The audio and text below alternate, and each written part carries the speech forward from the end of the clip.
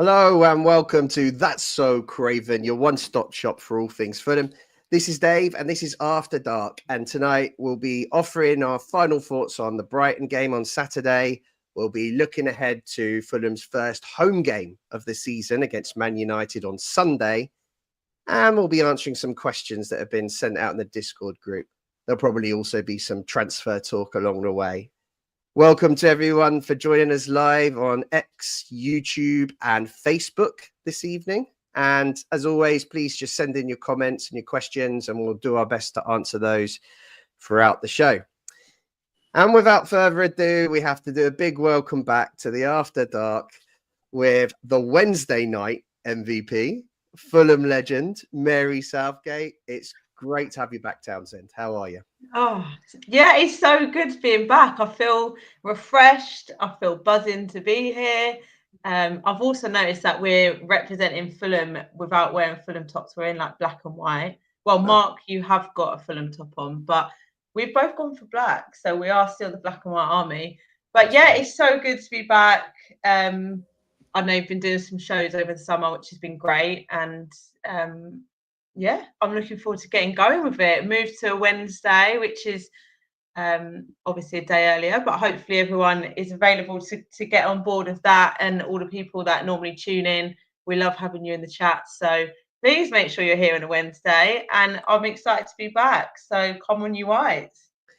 Yeah, after that's going to be a little bit more fluid than it was last year. We'll be moving around Wednesdays to Thursdays. Of course, next week Fulham are playing on Wednesday against Bristol at home, so that would probably clash. So we'll probably be Thursday and then back to Wednesday. Who knows? We'll keep you up to date as and when we know what the plan is.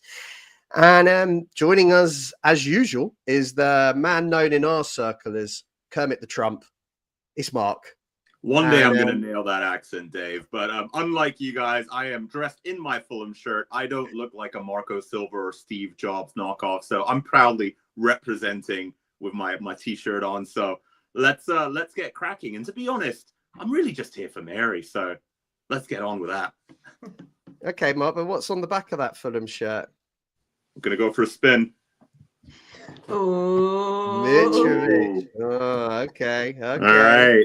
That's gonna controversial, provocative, some might say. Do you know what I'd love to know, and I don't know how we'd ever know this, but what is the most sold Fulham name on the back of the shirt? I don't think we will ever find that out unless someone has inside info into the club shop. But yeah, I'd be interested. I don't even know what my guesses would be, but Mitro probably is one that was quite popular around that time. What do you think it'd be currently, Mary?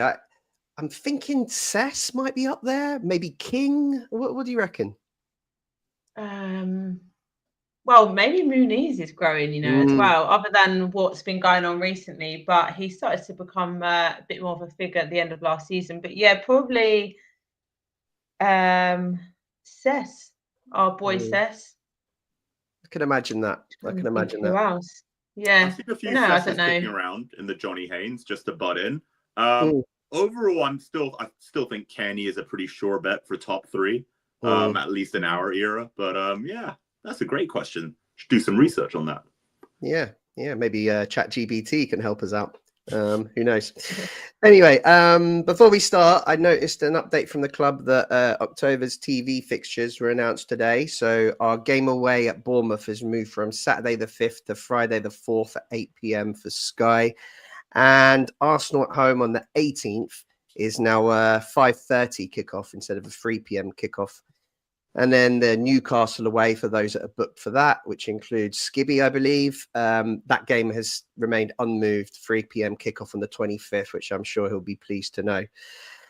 So let's get stuck into, well, I guess it's final thoughts on Brighton. And I guess everyone's heard enough from myself and Mark after Sunday night's pod, but no one's heard from Mary on what her view on the Brighton match was. And I guess what she enjoyed, what she didn't enjoy. Mary, please enlighten us. Well, do you know what? I'm feeling positive about the result. I know, well, we kept it to the very end to be able to cheer, but I think 1-1 away or getting a point away to Brighton is really positive, especially first game back of the season. Things are always not, we're never going to be at our best performance on the first game back, nor the second week, nor the third. We'll take, every team will take a bit of time to get into their peak performance. But a point away to Brighton, really, really happy with that. And it showed good character. I know we scored from a corner really late on, but if you think the way they've conceded is through a penalty, a set play. So actually, and I did notice this in the game, I felt that our out of possession shape was quite strong. I think defensively we were set up really well. The players knew their roles and responsibilities, and I think that shows in the way that we have only conceded through the penalty, as frustrating as it is. And we did limit them, I'd say, to only a few chances. First half, Mitoma had a header, from what I remember, from Bassey's side. I think the cross came in. Mitoma had a header. There was that shot that where the ball went out anyway, so that was fine. But we did limit them quite a lot in the first half, and actually I thought we were the better team for the first half an hour. But then as the game went on and the last 10 of the first half, I'd say Brighton got more into it. Would you agree with that? I think they started to get into it last 10. Which shows, I looked at the stats and we had 50% possession each, and I think that's quite fair actually. It was quite an even game across the board. And then second half got a bit juicy with all the penalty calls, penalty. It's frustrating. I watched Burgess tackle back and I'm just thinking, like, could he have tackled a bit earlier? If you're going to take someone out, you've just got to do it earlier. And he would have got a card for it because he was always behind the player a bit, but I think he maybe should have known that he's probably not going to be able to get in front of, I can't remember who it was now that he took out. It was the striker, wasn't it? It was, what's his, Rutler, is that his name? Jorginho Ruder. Ruder. Yeah, that's it. So, yeah, it was a frustrating penalty giveaway, but he's a great player and I really rate him, so hold nothing against him. And Josh King, what a first, second Premier League debut, but what a first game of the season for him. Player of the match, would you say? Oh, yeah, he was By brilliant. far. He was brilliant. Made you know, it just gave us the only spark really in that first half. Everything good was coming through him, so I really enjoyed his performance. What did you make of the penalty appeals? Good question. The Bassey one, I'm fine with because it's shoulder to shoulder. You could, if you look at it in a certain way, it looks like he has pushed him completely off the ball and could be a penalty. But then it goes down the route of like, well, we can't have contact in football, and I don't want to start being like, well, that should be a penalty because then you're taking away the physicality in the game, and that's such an important factor in football. So, spoken like a true defender. Yeah, I want to be able to shoulder barge someone in the box and get away with it. But Bassey is a tank, so I mean they've put a lot of strength into that, unless he's dived for a little bit. And then Josh King's one, I'm a bit on the fence. Well, not on the fence about it. I'm not that annoyed about it because I think VAR would have just gone with whatever the ref decided. And in that one, he obviously decided no penalty. But Josh King he didn't actually have control of the ball. Yes, he was sort of stretching for it, but was he really going to do anything with the ball? I don't think he was. And yeah, unfortunately, did get clipped. And if that was outside the box, it might have been given as a free kick, which is where it gets frustrating. But yeah, I'm actually not that irate about it, to be honest. But I know I have seen online there are mixed views on it. And it would get called in some games. It would be a penalty, and that's where like we're never going to get consistency. But it is fun. I think things like that are fine, but if it gets called elsewhere, then it can't be fine. No. Yeah, just to jump on Mary's point because I gotta throw in my 2 cents as usual. But you're right about the consistency, and I'm a bit more aggrieved. I wish we got something out of it. I know it would have been soft, but I've seen that given against us. I forget. I think it was Brighton at home, maybe last season or the season before, probably the season before. But it was a long throw into the box, and Damsgaard or someone gets to it first, has no control over the ball, but he just does technically touch the ball first, and someone clips him, one of our center backs, and I feel like that can be a strategy as well, just sort of forcing the referee to make a big decision. So, yeah, it would have been soft, but I mean, I've seen it given before. I would have liked it have been given to us, but there you go. Yeah. And obviously, we left it late, Mary. Right near the end, ESR gets on the ball, has a crack at goal. It's a corner. I mean, did you think that was it? That was our last chance? No, I'm not even going to pretend. I didn't think we were going to score from the corner. As amazing as it was, I didn't think that we were. But yeah, absolute limbs galore. Love it.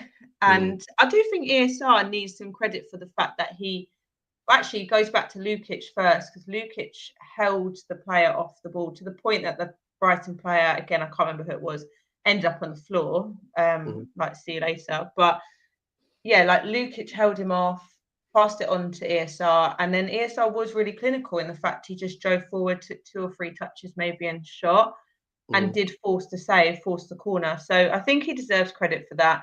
And then the mighty Muniz coming out on top, just in the right place, right time, really calm finish. Compared to Kenny Tete's, I think it was a foul anyway, but the one that went sky high over the net earlier in the game, Muniz calm, finished it back of the net. Thank you very much. But yeah, really happy with that, and he deserves it. And I think he needed that goal to put a statement to Fulham to be like, you do need me here, so you need to actually have a serious talk with me about a contract and all of this. So yeah, really good. Other than that, we didn't have that many chances. We had that one with Wilson, the header, which Iwobi did that in swing across. And there was a couple of times I really liked the way Iwobi and King linked up. Iwobi played a few balls into King just in behind for him to run onto, just in tight areas, which created a chance, or I think we got cornered from one of them. But yeah, other than that, it was just quite a fair, quite an even game, I'd say. Yeah. Couldn't agree more. But you know, it's just getting a result in the last minute always just boosts the endorphins and gets everyone going home, makes it feel like a win, doesn't it? Which is a real takeaway from me after such a kind of bit of a drab game. Mark, we now move forward to Manchester United on Sunday. The new Manchester United, the next new Manchester United. It's a new Manchester United every year, isn't it? And this one has a couple of outstanding players from last year, which was Cunha from Wolves and Bueno from the Bus Stop Boys down the road. And they've also signed a big striker who came on as a sub last week. Did you watch the game against Arsenal last week? I don't know if you did. Man United, from what I saw of it, looked to play quite well and we're a little bit unlucky, was my general takeaway. This could be a tough game, right? Yeah, 100%. I was in the pub actually for the first half, and then I caught the highlights when I got home, just because I wanted to see, you're always going to get a biased take from whoever you're talking to, whether it's a Fulham fan, Brighton fan, United fan. Everyone's going to say, they were hard done by and they played really well on the day. Most fans will, right? But in this particular case, it looks like it. And you're right in that there's a couple of reasons why this is a pretty terrifying matchup. First, they've had a natural reset, right? They've managed to, I don't know if we can say definitively, they've stopped the rot. But they've had the summer break. They've had time to reset, calm down, examine their strategies. They've actually reinforced, unlike their opposition, i.e. us. So they've brought in Šeško, Mbeumo, and Cunha, all quality players, all players that we would love to be linked with and have in our squad, and terrifyingly, all goal threats. So I've said this in previous previews with Man United. There's something going wrong there with the team and the attitude and the mentality, at least from when I talk to some of my friends and colleagues who are United fans. But individually, the players are good. De Ligt is good. Mazraoui is good. They had Šeško and Ahmed on the bench against Arsenal. That is bloody terrifying. And I think Arsenal did ride their luck a little bit. Like, yes, they did their set piece thing, the new Stoke, and they bullied the young keeper a bit. Maybe that's something we have to do. I think that's a question that we'll address later on. Who do we pick on at United? But they're individually very talented players. Let's hope they still haven't had enough time to gel. But this is a match I don't want to use the word fearful, but it's going to be a tough one. What do you guys think? Yeah, Mary, I mean, it's Man United, and they always seem to, even when they're bad, they seem to beat us at home. It's really frustrating. Maybe now that they're good, we'll get a different result. I don't know. Maybe I'm clutching at straws. What do you think about this one? I do think it's going to be a tough game, and they are just completely different in their quality from last year. I know it's only been one game, but they've played Arsenal, a strong team, and yeah, they probably should have won the game, to be honest. They've hit the post as well. Patrick Dorgu, I don't know how you say his surname. I think he's going to be a threat as a left wing back. I think he'll be a big threat, and he played really well against Arsenal. So yeah, I think we can't underestimate them at all. They're not going to be the team that finished 15th last year at all. Mm-hmm. And I think they've spent about 200 million on summer signings. So they're going to go all guns blazing, really. But yeah, I think like Mark said, they've got Cunha up top. He scores goals, scored a lot of goals for Wolves last year. And Bremo, we know as well. I think he scored 20 goals last year. They're going to be big threats, and they're hard to defend. Cunha will run at you or he'll turn you. So Anderson, I assume he'll be playing. Don't see why he wouldn't. He's going to have to be ready for Cunha to. I don't know. I don't feel like Anderson will be as agile as him, perhaps, and we need to be ready for that because he turned a few of the like Saliba and that on the weekend quite well, and then other times he drove at the defenders and drove through and held players off, and I think we're going to have to be really careful of that. So yeah, I am quite. I don't know, nervous of the game. I don't know if that's the right word, but I'm not underestimating them at all. And I think they will have quite an attacking presence. Yeah. Saying that, I think their back line will be their weakness. Mm-hmm. I mean, Mark, last season at home, Cunha really did a number on us when he was playing for Wolves, and he did get the better of Anderson that day. I think it was Diop that actually played the second game, if I remember right. I might be wrong. I just have a feeling he did when we beat them at Molineux. That's got to be a cause for concern, just how dominant Cunha was that afternoon. And on the other side, and Bueno, I've always thought we've done pretty well to keep him out of games. But generally, that's when Robinson's been playing. And of course, we've got an injury problem there at the moment. Robinson's out and Cess missed the last game.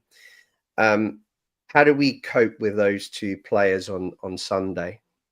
Yeah, two great points. Let's start with Mbeumo because I saw it from the highlights I was watching against Arsenal.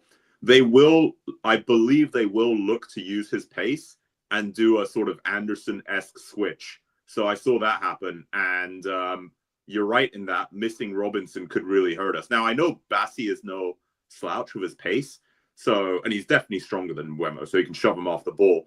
The tricky bit there is how sympathetic the referee is going to be, right? And I saw at least one that I can think of at the top of my head. Now, bearing in mind he was reffing at Old Trafford, but it was a pretty horrendous full-on body block from Maguire on Odegaard, which didn't even get a yellow, which is deeply confusing. Maguire doesn't even go for the ball, and Odegaard skips past him and gets rugby tackled to the floor. If we have a ref that's sympathetic, as they tend to be towards the big six at Craven Cottage, it's going to be a long match with a lot of cards and a lot of free kicks. Cunha as well, great player, but we know he has a temper, and we know he gets into a bit of a strop like Bruno Fernandes, which I don't know if this is like a supremely talented player thing, like Maddison and Fernandes, as I've said before. But yeah, we're going to have to find. We're going to have our midfield really help out, both of them, Berger and Lukic, and make sure that Anderson doesn't get done on pace. However, his new haircut does make him more aerodynamic. So we have that in our favor. So maybe his pace goes up like 3 points on his card. Interesting theory. Well, the referee on Sunday is Kavanagh, so don't expect any help from him, because don't forget, it's all about him. And he'll like to make sure that he's heavily involved in the game, as is his way. Mary, we've had a question from Townsend Senior, actually, which I thought you'd get a kick out of. I presume that's Roger. And he has said, how do we set up at the back? I mean, there's potential that Cess, may or may not be back. Do we keep it as is? Does Castagna come in to move Bassi back to the middle? What's your thoughts there on that one? My inclination would be just to keep it as is, but because I'd be a bit nervous about Castagna on his wrong foot up against Mbueno. But what's your view on that? Yeah, I think the same as you. I'd keep it as it is. One, because of exactly what you've just said, putting Castagna on the wrong foot, considering who he's up against, but also just for the consistency. They've had last game with it. I think as a whole, they defended really well, like I said earlier, and it is all about relationships on the pitch and consistency. And if they have just played that game, like they've obviously all had time to reflect on it, they'll be able to prepare as they are for this game. I think that would be a bit more beneficial. Then you've got Cuenca and Anderson will work well together, and you've got Bassi with the strength as well on that side, which I think will be really essential. But yeah, I'd keep it the same. We are missing Robinson. I know we've only had one game so far, but we are missing his attacking presence and that overlaps that he would do. So that is a shame that we won't have him. I don't know when he's due back. Do you know? No, I mean, I think Silva said he's training, but he just hadn't recovered in time. It doesn't sound like he's going to be available on Sunday. And I think he's probably going to be I don't think he'll be thrown in at the deep end after a knee injury and missing all of pre-season. So I think he'll probably come back in slowly, in my suspicion. But Mark, further forward then, there's opportunities for Silva to make changes. I suspect with Silva, he's kind of reluctant to, unless there's been real issues, generally. But there's some options he's got. I mean, ESR came on the left wing and, made something happen, something that Iwobi was criticised for in the first half by some of the fans. And I suppose, he also mentioned in his post-match interview, Marco, that he'd quite like to find a way of getting Smith Rowe and King into the same 11, which was quite interesting. And then the other one is, does he stick with Raul as a starter, or do we need, does Muniz get in based on kind of, I suppose, his performance on Sunday, but also his strength and ability to occupy Man United's back three? Yeah. Wow. Great questions, right? And I think I would like to see some changes. Odds are they won't change because Silva has his lineup and he doesn't like to tinker with it too much unless something's gone stratospherically, catastrophically wrong.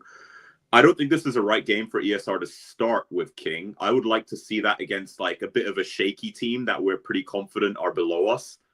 Maybe one of the top three that came up, though Sunderland had a great start.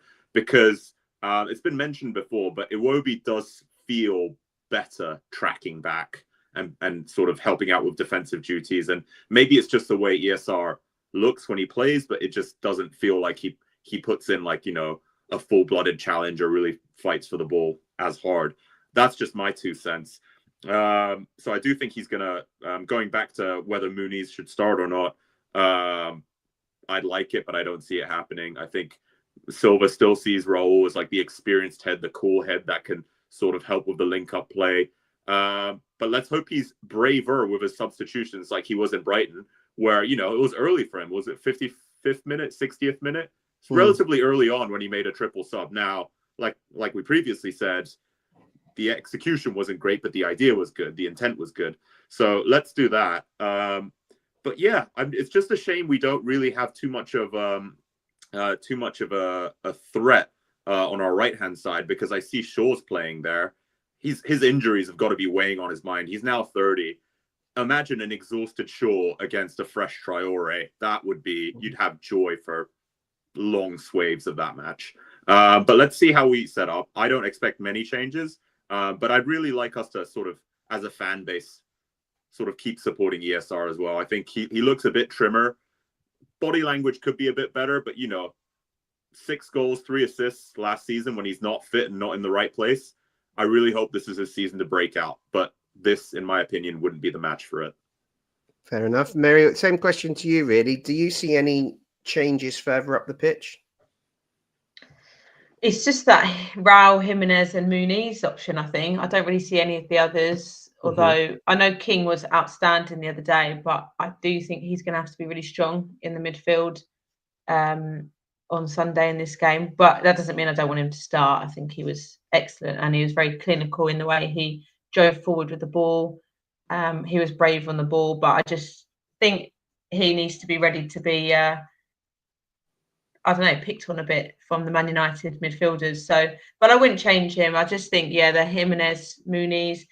The benefit of Muniz, as we know, is he is probably more of a presence and a bit more aggressive, and he'll put himself about a bit more in physical battles. Which after the howler or the goal they conceded against Arsenal, that could be really important in set pieces, whether it's a corner or even just from a cross in open play. Like he just will have that presence a little bit more. But yeah, I feel like Muniz could start. I think he started in the FA Cup game last year when we played the game we won on penalties. I'm pretty sure Muniz started that one. But he started all 3 games against Man United last season. Yeah, so I just think that is a real attribute of his, and it's something that we should probably try and use. Plus, we know he scored the other day, but then on the other hand, Jimenez doesn't tend to come on and score as a super sub. Not that that's a reason not to start him, because we've got to reward Muniz for his presence and for his goals and the impact he's having. But it is something that Silva probably does weigh up. But I know Jimenez doesn't.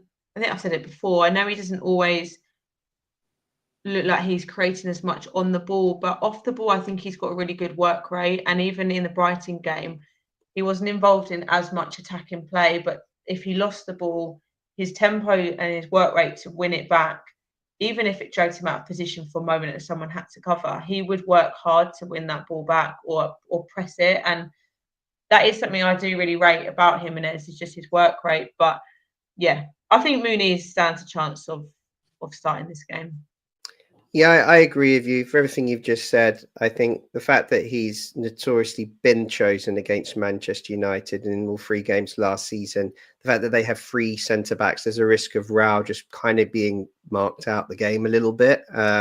So I think I could see him coming in. What I hadn't considered is the point that Mark made around, Shaw playing left-sided centre-back for Man United and, should we consider a switch to Adama to try and get at him there? That's an interesting point I hadn't really thought about, and perhaps that's something that Silva might shock us with. But it'll be interesting to see. We've got a slide on the last 5 games against Man United. It's never pretty reading when you see all those red fixtures, which means we lost. No doubt they were all at home. I can't see them too well, as you know. I haven't got my glasses on, but and the green I would have thought would be the cup game, which we won on penalties last year. We know the record hasn't been particularly good. We know that they always tend to sting us late despite playing poorly. Surely, Mark, it's not going to be another situation like that. Surely that can't keep happening and our luck will change. Do you have a prediction for Sunday's game? Oh, yeah. Wow. Prediction time already. I'm going to go with the most positive result I can think of. I think there's going to be goals in it. So I'm going to go 2-2 because they have the firepower now and they've had that reset that I've talked about.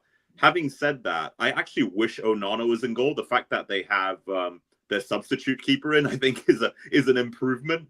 But we can get at them. I mean, that goal they let in, that sort of Calafiori nodded in, that was just a mess. I feel that was more a lack of communication, naivety on the part of United, where they're expecting the goalkeeper to sort of either be strong and hold his ground and punch it out, or to immediately fall over, right, and have the goal disallowed. But instead, he sort of just does just enough to make it look like he's about to push through, but he gets a really limp Flecken-esque wrist on the ball, and then it goes in. Had to throw that little verbal jab in there. But yeah, it's going to be a tough one. It's a completely different United, and you're right that this makes for ugly reading. And the frustrating thing is, not only do they have the money, but they played poorly. we probably should have won most of those games we lost, right? It's one thing if it's 1-0, but they were hammering us the whole hard time, and Leno had like a blinder of a game, but eventually one got in. This is literally us hammering them most of the time, and then a deflected shot or Bruno Fernandes in the 89th minute just pinging one in from outside the box. It brings back some pretty painful memories. But 2-2 is the prediction. Goal fest. Goal fest, interesting. Yeah, I mean, Mary, the goalkeeper didn't cover himself in glory with that goal against Arsenal. I thought he kind of flapped it and got kind of pushed out of it a little bit in the penalty box. I noticed that was an in-swinging corner as well. And the one time we took an in-swinging corner on Saturday, we scored from it. So what's your thoughts about how you see this one going? Look, I think it's going to be tough. I think it will be a tough game, but I do think the fact that they will attack us, in my opinion, they will come at us quite fast. They'll be looking to play forwards at quite good pace. I think that could actually open the game up for us a little bit, which we know from last season, the teams that sit back or sometimes better than them, like performance-wise, we actually struggle with. So I think the fact it will be an open game will probably benefit us. And if they're playing free at the back, which they did against Arsenal, then there could be space in behind in the wide areas, which we know we're very good at attacking. So we need to just utilise that. If we can do that properly, and Iwobi, if he's playing, gets at them, and Traore was a great shout, by the way. But if he's on, he will absolutely get them. If it's Wilson, whoever it is, if we can maybe on the counter when it's transitioning with the ball, if we can play in behind their wing backs, if they're really high, then we can get some good success there. My actual score prediction will be 2-1 to Fulham, pos vibes, but I do think it's going to be really tough. But I think if we can, like I said, catch them out on the counter a little bit, play in behind their wing backs and go for it, then we can get goals. But equally, we're going to have to defend really well because they've got a good attacking force up there. You know, it's really interesting what you said, and I agree. I think they will feel some confidence from that Arsenal game despite losing, and I think they will come at us. And you're right, that will offer us space to counter-attack, and that's something we tend to enjoy playing against, especially at home with the crowd behind us. So it could be quite exciting. It could be a bit of the contrast to the previous games against Man United, which were pretty much snooze fests. So hopefully we're going to get a good game, and hopefully Fulham take advantage and the defence is as strong as what I think they were for the most part on Saturday against Brighton. So I'd take a draw. I for some reason I can't see us getting a win in this one. Especially without Robinson. I think he's a big blow and a big miss for this one. You know, when we're playing on transition, you want Robinson in your side. And whereas Bassi might offer a bit more dependability defensively, I don't think he'll have the same impact. So we might struggle to create as many chances without Robinson. Who knows? But yeah, I would take a draw. I'm nervous that this new Man United could be a tricky team to play in the second game. So my head kind of says this could be one that we might succumb to, but my heart says we can get a point. And I can't quite decide between head and heart. So we'll see. We'll see what happens on Sunday. But I'm looking forward to it. Hopefully, Mark, as well, we can grab a beer at some point in the afternoon. Always. Yeah. So looking forward to that too. Right, transfer rumours. We discussed this on Sunday's show. There's not been too much change, but be really curious, particularly to hear Mary's view on some of the players linked. The big one on Sunday we were talking about was Kevin and Fulham's, Fabrizio Romano had been posting quite frequently about Fulham's interest in Kevin for like a club record fee. It's still bubbling away, and there was supposed to be an agent meeting on Tuesday between the club and the agent to try and unlock this, and we haven't heard much since. there's a few wingers being linked, Mary. There's Kevin, there's Raheem Sterling, there's still Nelson as all as options. And it seems to be the position that the club are prioritising. Where are you on those links, and just generally, I suppose, on Fulham's transfer window frustrations? Yeah, it is frustrating, but then I think we always do things quite late on, to be honest. So I try not to get too wrapped up in it, if I'm quite honest. I just let it unfold. There is always going to be rumours flying left, right, and centre. But yeah, I haven't heard anything else from the back of the apparent meeting yesterday. I've seen that they were going to have that, but I haven't seen anything extra on that. Though I think he is keen to move, so hopefully that is like a positive. I don't think Sterling will happen, and I would like to see Nelson signed, and I'd like to see him in. I think we obviously only got a short spell of seeing him, but I felt that we missed him as soon as he was injured. We missed him, and it is a position we do need to fill or add depth. Sorry, like we've obviously got some players in there that are really strong, but we just need to strengthen in numbers out there and add the depth to it. So yeah, I would really like to see him in there, but I just try not to get too caught up in it. I think we will make a couple signings before the deadline, which is fast approaching, but yeah, we'll never know what they're going to be until it's a done deal. But I think we'll get a couple over the line, to be honest. And Mooney's, I think he's staying. Yeah, well, the latest is that Atalanta have now signed a striker, so it looks like they've moved on. And the reports today of the club are going to begin contract negotiations with Muniz after the window's closed. They can't do two things at the same time. Apparently, they need to wait until the transfer business is done before they can have a conversation with Muniz's agent. But that's really positive news, I think. And I never thought Muniz was the type of player like Wissa or Isaac to try and force a move. I think he clearly wants to be on a fair wage. And I suppose the thought of Champions League football was, an interesting, an attractive offer. But I think he really appreciates the fan base who clearly love him. And I'd be delighted if he signed a new deal. My other latest news, I just wanted to talk to you about a few things that have come up in the last 24 hours. There was a young striker from Partizan Belgrade, Jokanovic, I think his name was, that was linked on a Fulham made a derisory £250,000 bid. We're not sure because he's 19 if that was one for the first team or just one for the under 21s. So interested to hear your view on that. And also lots of news in the last kind of 24 hours that AP has suddenly become of interest again to potentially Marseille. But what appears to be more strongly rumoured are Palmeiras. And the latest thing I read before we went online was that their chairman has apparently given the CEO instruction to go and get him. Thoughts on striker, thoughts on AP, try not to offend Skibby. What's happening there? I make no promises. I have made my feelings on AP very clear. I actually think I've been pretty level-headed about the whole thing. Let's start with the striker. 19-year-old from Partizan Academy. I can't be our third striker, surely not. I mean, maybe nothing's ever 100%, right? And if we keep Raul and get Muniz on a fair contract, then great.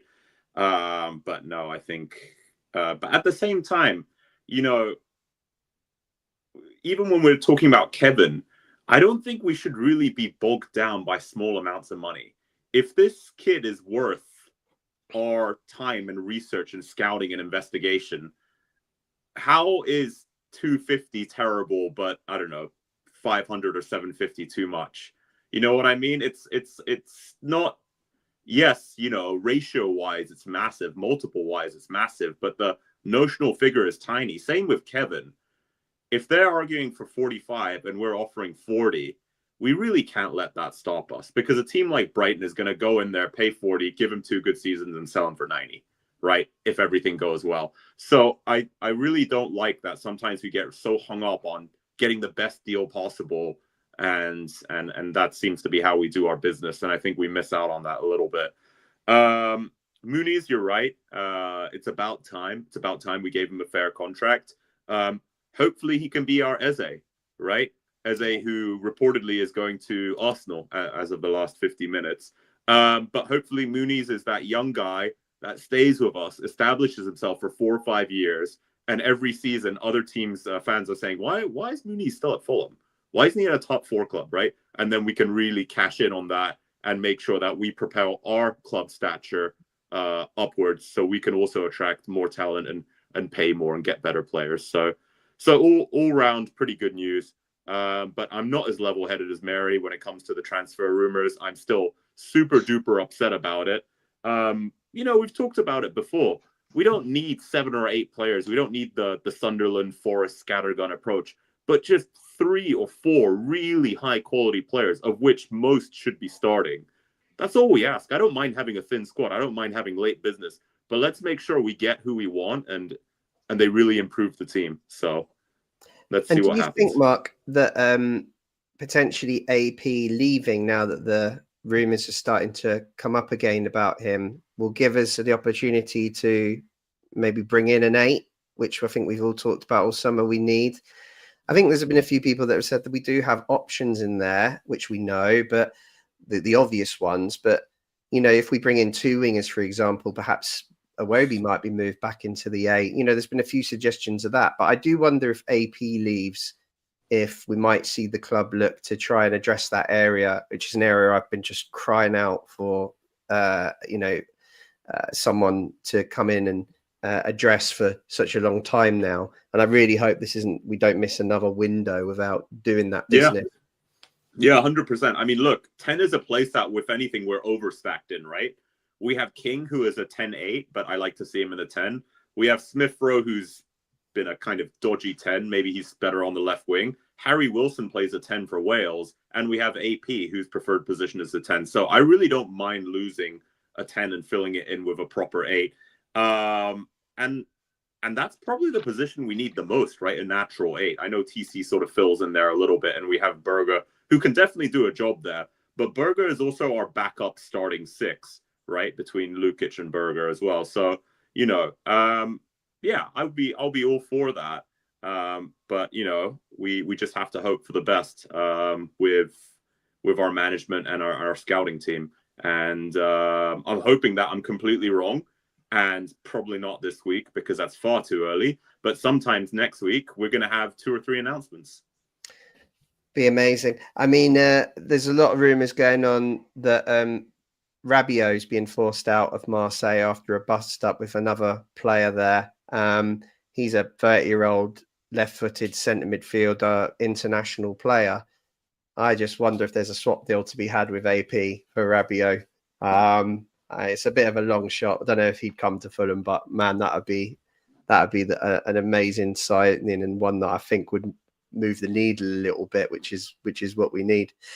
I think I just add to that is that the fact that King started and played so well at Brighton do we need that? Our Fulham thinking we don't really need AP in that slot anymore now that we've got King up and coming and actually having such an impact in that game. So just wonder if that's sort of there's something behind that a little bit more. Yeah. He's definitely dropped down the pecking order. He looks like the 3rd choice now. I wouldn't be surprised if these rumours pick up towards the end of the window. I did always expect him to leave and was quite surprised that we hadn't had offers. But I think part of that has been because we haven't managed to recruit anyone yet, and therefore we don't want to let go of anyone. But I think if we can get some players in and we get a reasonable offer, I think I could see that one happening. So we'll see what happens. If everyone's everyone with the last 2 weeks of the window or 11 days left or whatever it is, if you're not already a member of our Discord group, I'd really encourage you to join. We've got Fulham fan news in there, a load of people that were posting transfer rumours. The discussion's been brilliant. and you're getting stuff that you won't see on X. So if you want to subscribe, just take a look at our pod description or our website for the link. We've also got a fantastic predictor league now going on there as well, where you predict the score and the scorers every week. It was about 40 people that took part in it on Saturday. It was set up by a Discord member called Plague Doctor. Well, it sounds like a gamer name if ever I've heard of one, but he set it up and it's been really, really well responded to. So it's not too late to get involved in that and stick your prediction in for Man United on Sunday. We've also got a ton of questions from the Discord for tonight's show, and Mark's going to go through them for us, Mary, so that we can answer those for the members. All right, guys, strap in because we got quite a few. So as Dave mentioned, this is on our Discord, so you can feel free to contribute on that sub thread called Podcast Questions, or you can ask them live if you're watching now.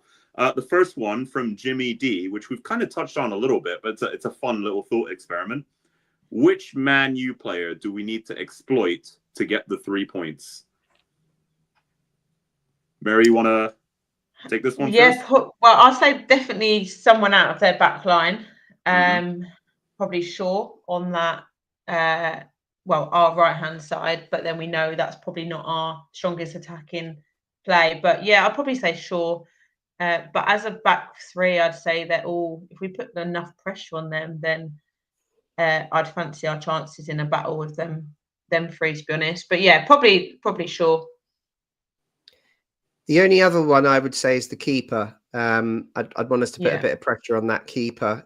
How he looked from corners the other day must have been a concern. So yeah, let's take some in-swinging corners and get Harry Wilson to find Muniz in the box. That would be great. Yeah, that makes a lot of sense. I've already touched on harassing Cunha because I think he has a really poor disciplinary record. Fernandes I'd like to as well, but I think Fernandes is actually he whines and complains to the ref and rolls around and fakes injuries, but I think he knows how to keep his cool. He'll just complain a lot, but he'll still play well. But Cunha, I think we can get under his skin. All right, the next one from Daza asks the team, Berger or Sasa in the 6? So the assumption is that we'll have a new 8, and it's who's going to play defensive midfield and cover the back line, presumably. Oh, so both got different strengths, really, haven't they? Yeah. I would veer towards Lukic, which might be quite controversial, but I just think that he is more of a kind of tough tackler. I think a frustration I had of Berger last year was a few times midfielders kind of ran through our midfield and had a crack at goal while he kind of shadowed them. And I remember saying during the shows that was something that would never happen with João Palhinha in the team. And I think that Lukic is more like João than Berger, and I like a destroyer in that position. I think that actually Berger's probably got more talent than Lukic overall. But I think if I had to pick a more natural 6, it would be Sasa. Yeah, I'd say the same. And I think he's not afraid, like you say, to get into physical battles, which we've seen as well in the Brighton game. But yeah, I really rate Sander Berger a lot. And he also has the height presence as well, which is really important. But like you say, sometimes he can just be like stand off it a little bit too much. When we just need like that person to go into it. And yeah, I think Lukic gets a lot more stuck into the play. He's happy to go into 1v1 tackles at the right moment, bit of the dark arts when it's needed to stop an attack as well. So yeah, I say Lukic, but I rate both of them, to be honest. Daz is going to be delighted at these answers so far with the Sasha Lukic love. Oh yeah, 3 for 3. I'm with Lukic as well for the aforementioned reasons. But he knows how and when to play dirty, and sometimes you need to be able to make that decision within 1 second because otherwise the player's already gotten away and they're running into the box. So yeah, I like Lukic there. And that's what happened with Brighton's penalty, isn't it? Really, we just needed someone to take one for the team, take the yellow card, Yeah. and just stop that attack. And I think we're going to have to do that against United as well. Is if Cunha's like driving forward with that ball, someone has to stop him, because it's more important to just stop that attack than let him drive in space or do whatever he's doing. So yeah, I think Lukic is brilliant for that, but we're going to need that on Sunday as well. Mm-hmm. Yeah, true. All right, next one from Skibby. If we receive 50 million euros on deadline day for Muniz with replacement in place, do you sell? And to make it more spicy, if 50 million isn't enough, what do we sell for? Realistic answers only, please, not 200 million, because I mean, yes, let's do that. But, what's the minimum if it's not 50? I don't want to sell him. I don't want to sell him, to be honest, which maybe that's a boring answer, but I'm growing with my love of Muniz at the moment, and I just wouldn't sell him. And I think there's so much space to still develop him, and we've seen that in such a short space of time, that I think he can still have such a great impact in the team. And of course, there's a side where if you sell him for X amount, then we could get someone else in and we gain profit and all that. But yeah, I think we need players that we can keep and we develop, and they know our style of play. They work with our manager, and they can play the Silver way, and we can develop them through that. If there's too much chopping and changing, I don't think that's healthy for a team either, because it takes too long to get to grips. So yeah, I wouldn't sell him. I know it's all hypothetical, but well, I suppose it's not actually in the current situations. But yeah, I think he's a great player and he's just getting better.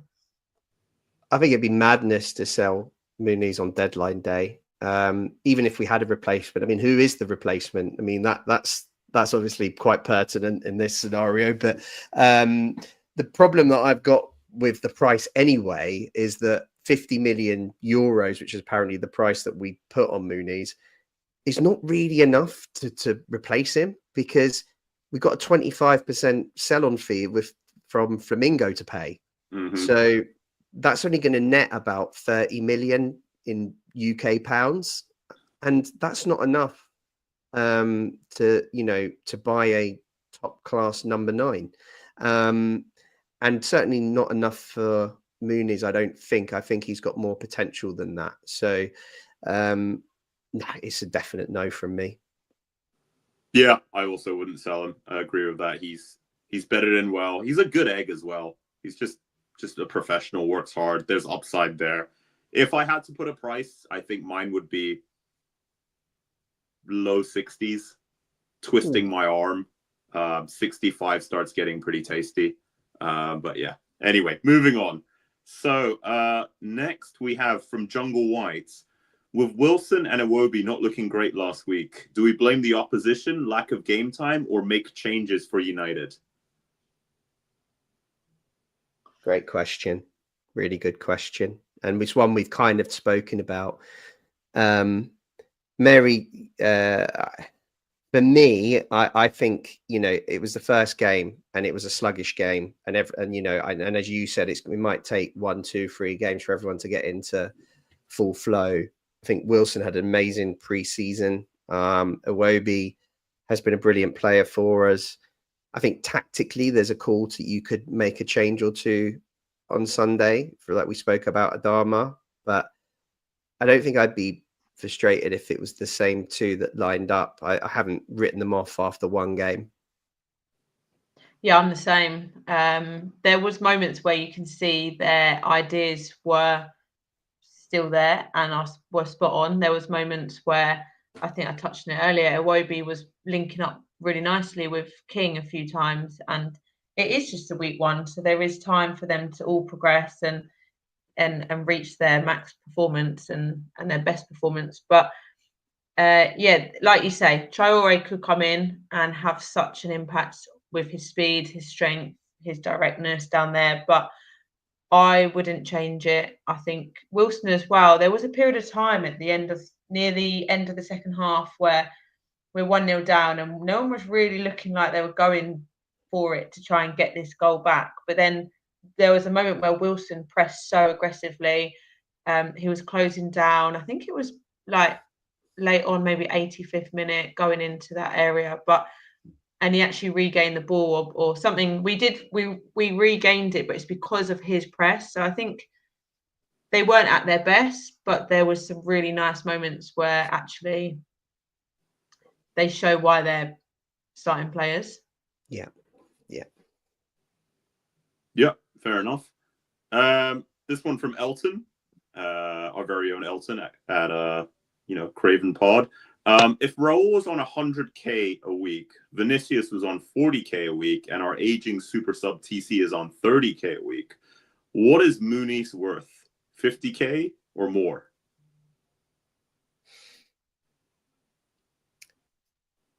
Yeah, I mean, at least 50. Yeah, at least 50. Obviously, the market would have set that because he's had discussions with other teams this summer. And, they'd have been offering him terms. It'd be interesting to see what those terms were. But you'd think it would be at least 50 for a Premier League number 9. And it wouldn't surprise me if it was, closer to 70. So it's probably in that region. Based on and nothing. He does have the stats, though. He has the stats of goals to back him up as well. Yeah, agreed. At least 50. I mean, I'm more inclined to push towards 70.